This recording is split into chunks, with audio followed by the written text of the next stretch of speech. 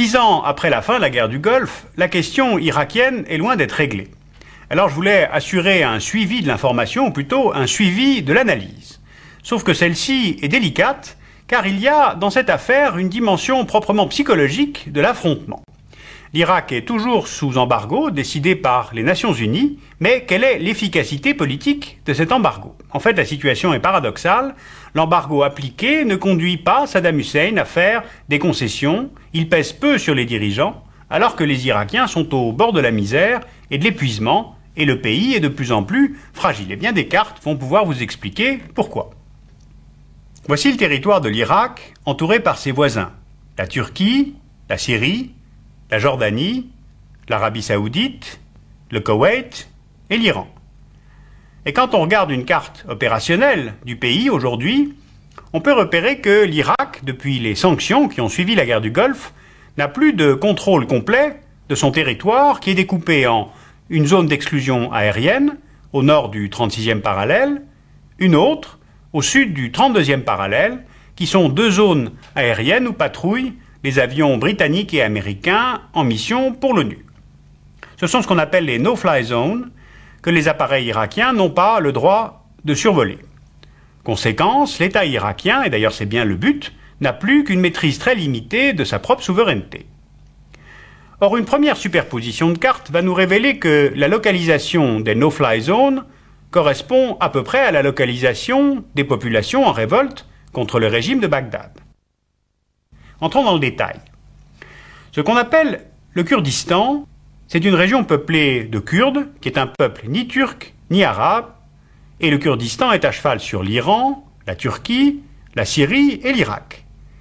On voit bien ici où sont les Kurdes d'Irak, et cela correspond à peu près à la no-fly zone du Nord. Or ce n'est pas une simple coïncidence, puisque les Kurdes d'Irak sont en situation de révolte quasi permanente contre Bagdad, et que les troupes du régime de Saddam Hussein y ont conduit des massacres et tentent régulièrement d'y faire des incursions. Deuxième relation qu'il convient de faire, c'est d'analyser le poids de la religion. L'Irak est censé être un pays laïque, et ce sont des Arabes sunnites qui sont au pouvoir à Bagdad.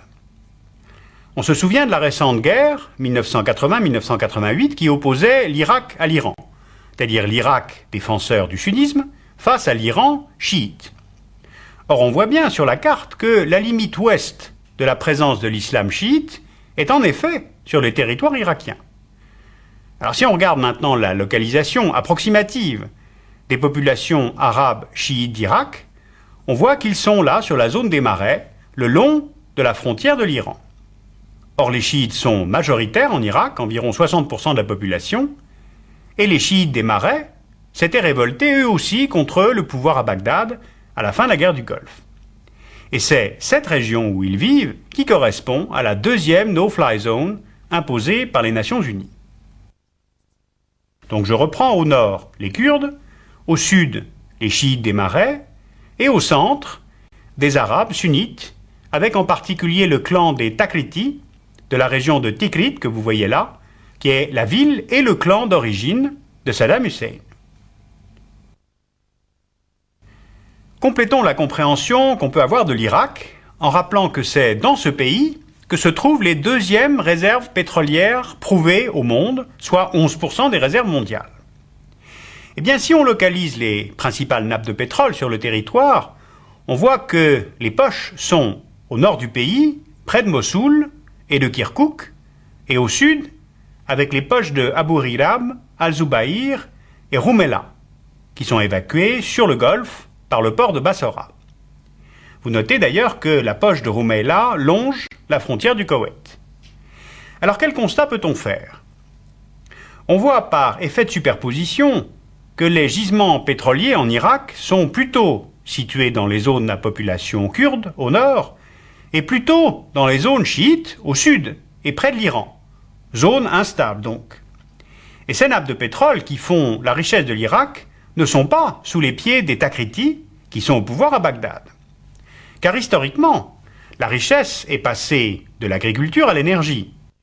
Vous voyez là les grandes zones d'agriculture du pays autour des deux fleuves majeurs que sont le Tigre et l'Euphrate. Cette plaine irriguée, bénie des fleuves, c'est la plaine de Mésopotamie.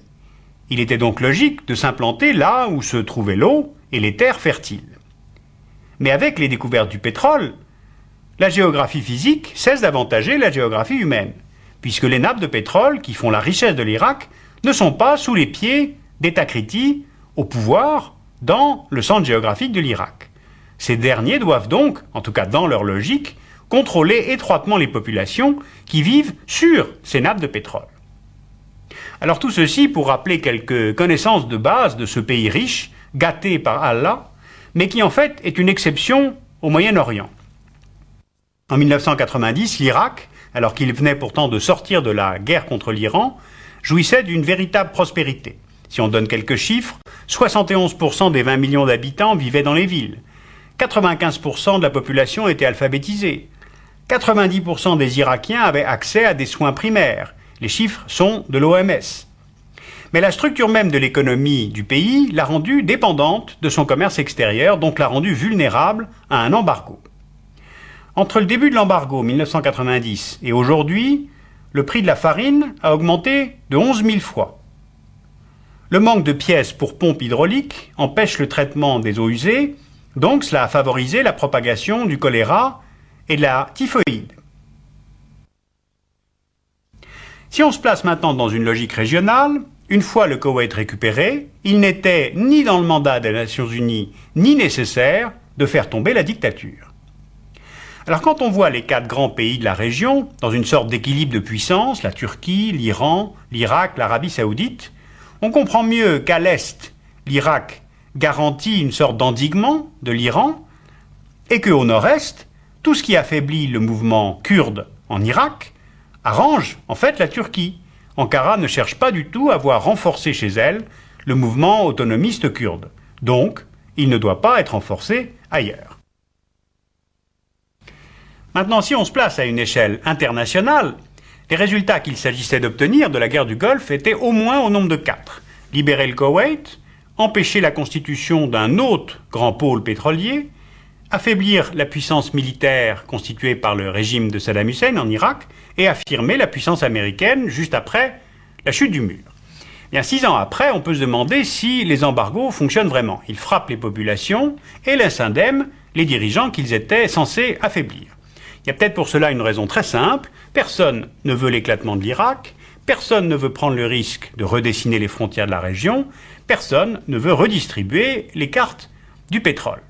Alors sachez que le régime irakien a partiellement rempli les conditions de levée de la tutelle des Nations Unies. Il a enfin reconnu la frontière du Koweït et sa souveraineté, mais les conditions à remplir restent encore très nombreuses. Cela a été mis nettement à jour par les informations livrées lors de la défection du général Kamel Hassan, l'ancien directeur des programmes d'armement de l'Irak et ancien gendre de Saddam Hussein. En étant interrogé en Jordanie au moment de sa défection, le général irakien avait révélé l'ampleur des stocks d'armes que le régime parvenait encore à dissimuler dans le pays. Le chemin reste sans doute encore long avant la levée de tous les embargos.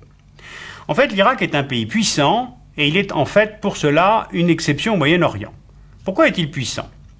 Le pays non seulement a du pétrole, mais il a de l'eau, ce qui est encore plus exceptionnel dans cette région. L'Irak est le seul État du monde arabe à pouvoir assurer son autosuffisance alimentaire. Il a une population numériquement importante et enfin un pouvoir fort et depuis longtemps. Enfin ça, c'est déjà plus fréquent dans la région. Eh bien, ces éléments représentent justement une combinaison de facteurs de puissance. C'est la combinaison de tous ces paramètres qui donne une idée à peu près exacte de la complexité du rapport des forces actuelles autour de l'Irak.